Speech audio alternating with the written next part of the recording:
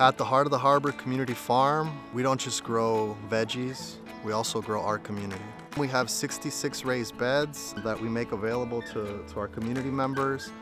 And with that, we try to provide everything that they need, from soil to compost to plants, as well as information.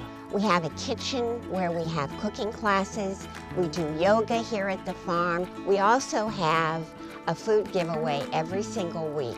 And we have a lot of residents who don't have enough money to make it to the end of the month. And so this food giveaway is invaluable.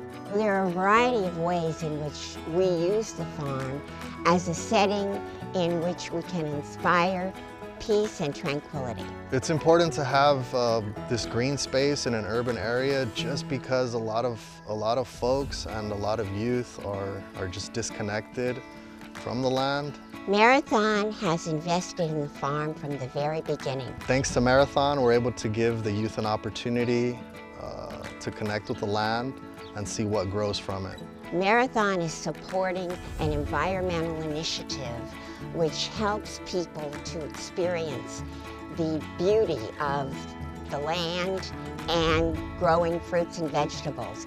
Marathon has given us money every single year, and we have invested that money in the land and the residents and the partnership that we have.